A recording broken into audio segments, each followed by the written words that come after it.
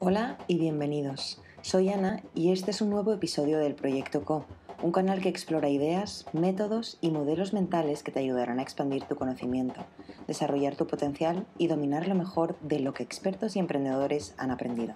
Hoy hablamos con Rodrigo Garay, fundador de 5 organizaciones de impacto positivo, empresas sociales y NGOs, Accountability International, Working for Change, Diversitas Academy, NGO Factory y Puncture. Rodrigo nos comparte su experiencia emprendedora, sus mayores retos y las técnicas que puso en marcha y sigue aplicando para llevar sus proyectos de impacto positivo al siguiente nivel. Rodrigo, muchísimas gracias por compartir con Proyecto Co y hablarnos de toda tu experiencia emprendedora. Gracias por invitarme. ¿Cuándo es que te decidiste a emprender por primera vez? Bueno, fue más o menos 12 años atrás y fue en relación a una experiencia que tuve en Sudáfrica. Era la inauguración de la conferencia mundial sobre SIDA. Y yo era el director de la organización que trabajaba para organizar esta conferencia global. Para mí el tema era muy importante, entonces fuimos a Sudáfrica, estábamos todos esperando la inauguración, estaba sentado detrás de Thabo Mbeki y yo le dije tenía el jefe de la directiva, y le dije, bueno, aquí hay 5 millones de personas viviendo con SIDA, por lo menos vamos a escuchar ahora el presidente y todos hablar del tema, ¿no? El tema de SIDA. Hasta que escuché una persona que dijo, señor presidente, somos seres humanos, necesitamos su ayuda. Y pensé que en esta persona que está hablando como un líder, y miré para arriba y ahí encontré a un niño en ese tiempo tenía unos 10 años, en Cosi Johnson. Y él vivía con la enfermedad SIDA y fui a hablar con él después de su presentación y le di un reloj que tenía en la mano y le dije, mira, te doy un reloj porque en este reloj puedes la hora de 5 diferentes países y por lo tanto nunca vas a estar solo. Y no pasó nada hasta que 2 horas después me vienen a buscar 2 personas muy grandes, altas, y me dijeron, usted es el que le dio el reloj a Cosi Johnson, sí, usted, bueno, vamos a hablar con la mamá de él. Y esta era la mamá que lo había adoptado porque los padres se le habían muerto en el SIDA. Entonces fue a hablar con la madre y la madre me dijo, ¿por qué le dio usted este reloj a mi hijo? Y le dijo otra vez, porque el niño no se siente solo, porque yo soy también un hijo de un refugiado político, como un hijo de refugiado político, tenía como 10 años cuando nos tuvimos que ir de Chile a Rumanía y de Rumanía tuvimos que escapar a Suecia. Tú como niño tienes que realmente ser un adulto porque tú tienes que tomar responsabilidad que como niño no lo deberías tomar. Entonces le dije, cuando veo en Cosi Johnson, veo a un niño que está tomando responsabilidades como un adulto y como yo lo tuve que hacer, por lo tanto yo creo que él por lo menos debería no estar solo. Y así empezó mi trabajo como empresario social. Porque yo pensé que qué podría pasar, qué podría hacerse para que el presidente de Sudáfrica en ese tiempo, Mbeki, que no tomaba este problema en serio y no hacía muchas cosas sobre el tema de SIDA, qué podríamos nosotros hacer para que él entendiera la gravedad del problema. Y ahí pensé en el primer trabajo que yo tuve como economista y era corredor de seguros internacionales. Y en ese sector hay rating que establece riesgos de países, etc. Y estos ratings como Standard & Poor's o el Moody's son muy poderosos en influir a países. Entonces yo dije que vamos a hacer un rating del liderazgo político en el tema de SIDA. A ver qué están haciendo los países en relación a lo que ellos han decidido que iban a hacer. Porque hay unas declaraciones internacionales en el tema de SIDA. Y ahí es cuando establecimos la organización Accountability International, que entonces elaboró un rating de diferentes temas en el tema de salud. Empezamos con SIDA y después nos movimos a otros temas de salud. Ahí empecé. ¿Y cuáles fueron tus mayores retos? diferentes. Uno de ellos que no tenía el dinero, la idea, tenía una idea no muy concreta, solamente sabía que había que hacer un rating, no sabía cómo. Sabía que tenía que hacer con expertos en el tema de SIDA, el tema de salud global, pero también con participación de las ONGs y las personas afectadas por este problema, pero no sabía cómo hacerlo y tampoco no sabía cómo financiarlo. Uh-huh. Entonces, pero sí lo que tenía era contactos con diferentes organizaciones en diferentes partes del mundo. Entonces, el primer problema era cómo financiarlo. ¿Y cómo lo hiciste? Con suerte. Porque, bueno, dije, ¿a quién le voy a ir a pedir ayuda? Y se me ocurrió que quizás los que podrían ayudar a financiar esto eran los gobiernos que estaban en ese momento apoyando la lucha contra SIDA en África, como el gobierno sueco, danés, noruego.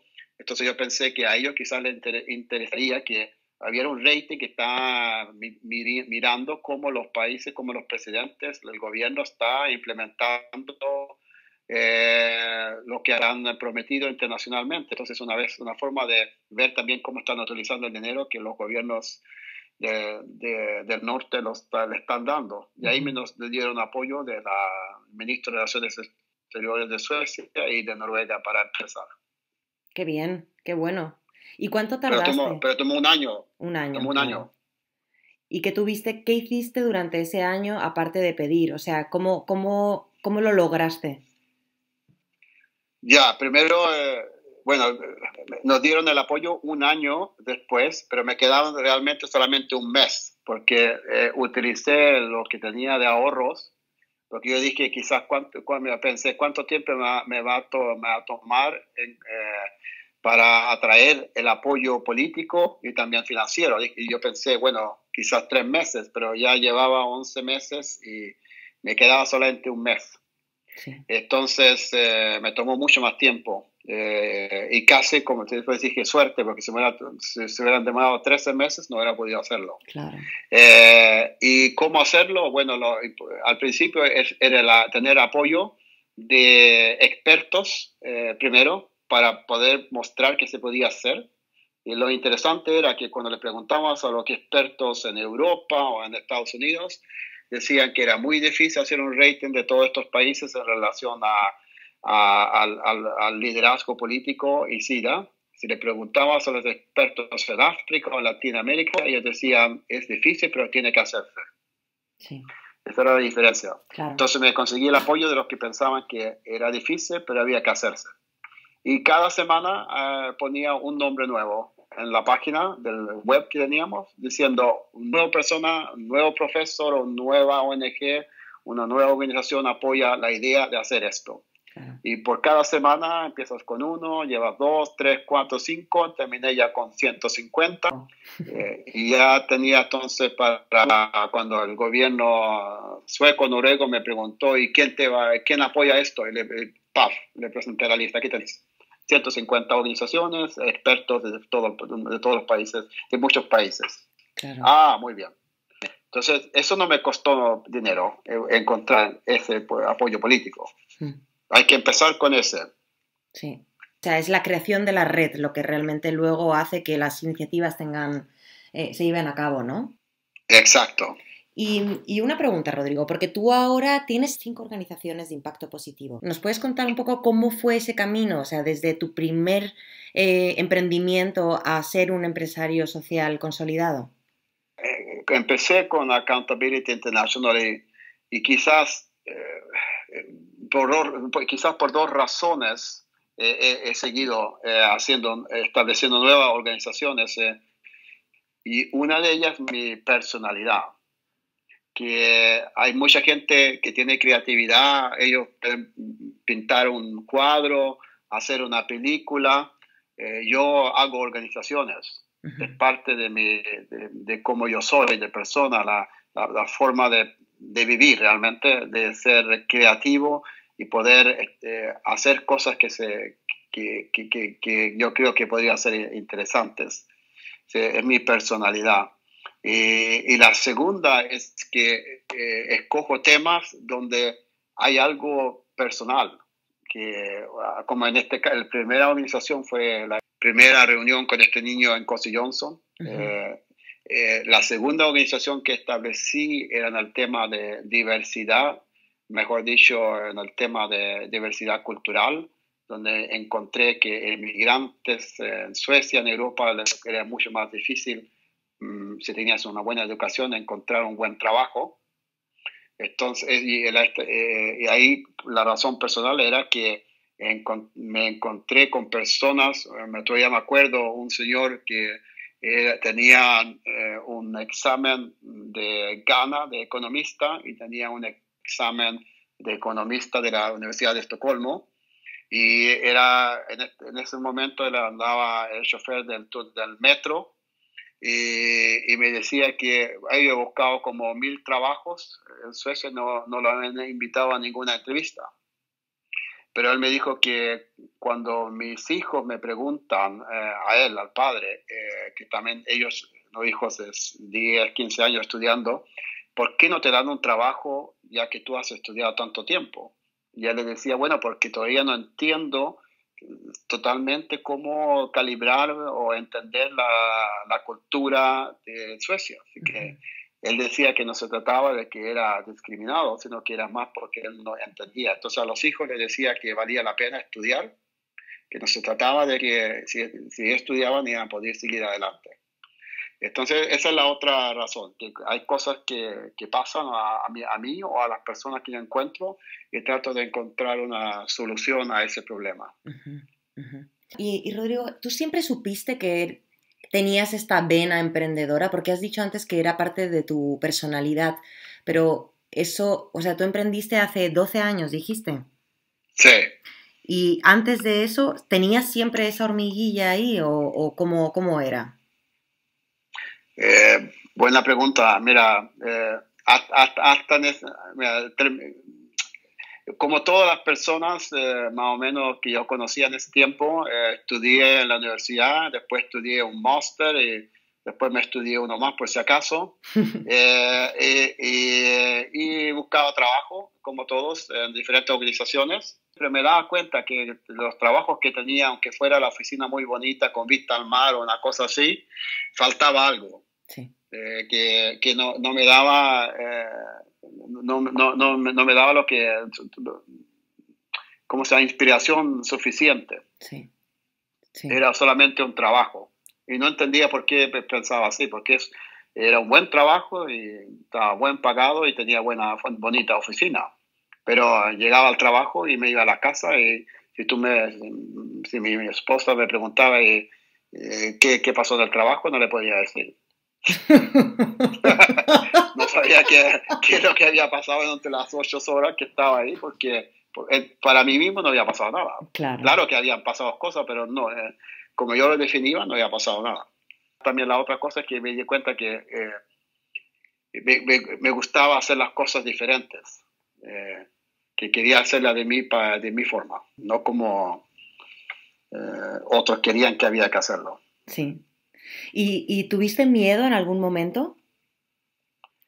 Sí, porque cuando se me ocurrió la primera idea, es como realmente como una persona que empieza a pintar, porque me gustan los cuadros, no puedo pintar, me gustan los cuadros, pero me imagino que una persona que pinta un cuadro y lo muestra y una persona le dice, oh, qué bonito este cuadro, mira, podrías hacer una exposición, puedes hacer unos 10 más.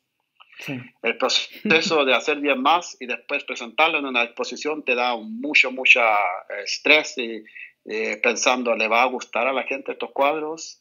Sí. Y después quizás van a comprar algún cuadro. Entonces, eso es para un emprendedor es siempre el balance entre creatividad y ansiedad, que usas la ansiedad para producir ideas, pero que te lleva más adelante, ¿no? Pero siempre tienes ese temor qué va a pasar si uno, que no le van a gustar los cuadros, nadie va a comprar un cuadro. Claro. Entonces, y si tú haces una organización y a la gente le gustan los cuadros, le gusta esa, tú puedes seguir en esa, pero yo decidí empezar a hacer nuevos cuadros. Pero sí, eso es lo que lo encuentro que es uno de los temas, ¿no? Que hay que entender que uno le puede ir bien o le puede ir mal. Sí. ¿Y alguna vez te ha ido mal? Sí, sí, mira, sí. De las ideas que he tratado de realizar, quizás hay bastantes por ahí que no han llegado hasta ahora a ningún lado. Uh-huh. Tenía una idea que todavía no funciona, por ejemplo, pensé que es difícil para personas que tienen más de 50 años, 55 años, de seguir trabajando. Si tú pierdes el trabajo, es muy difícil. Entonces se me ocurrió hacer una compañía consultora que le llamo Senior Consulting. Uh-huh. En vez de decir que gente sin trabajo, eso es decir es gente con muy buena experiencia y que son no empleados, son consultores. Y claro, por eso cuesta más. Uh-huh. Pero hasta ahora no me ha ido muy bien en eso. Entonces hay que probar. Sí. A veces te va bien, a veces te va mal. Pero eso es un emprendedor, ¿no? Que si pensara todo el tiempo de todo lo malo, no te atreverías a hacer una nueva cosa. Claro. ¿Cómo manejas la incertidumbre entonces? O sea, simplemente no le dejas espacio a la incertidumbre. Te lanzas y luego desechas lo que no funciona y sigues con lo que sí. Sí, más o menos es que es justamente te lanzas, pero piensas con el tiempo, claro, a dónde te lanzas. Claro. Para ver por lo menos que quizás si te caes te vas a sobrevivir la caída. Sí. Pero sí, te lanzas y esa es la personalidad realmente y qué sé yo de dónde viene, pero yo creo que como hijo de un inmigrante político, refugiado político, quizás ya cuando tenía 10 años ya me había lanzado. Entonces, por eso para mí no es el mismo problema. Quizás para mí es más problemático cuando no me puedo lanzar. Cuando claro, tú estás en una situación, como tenía trabajos muy buenos, con oficina bonita, pero no pasaba nada. Ya.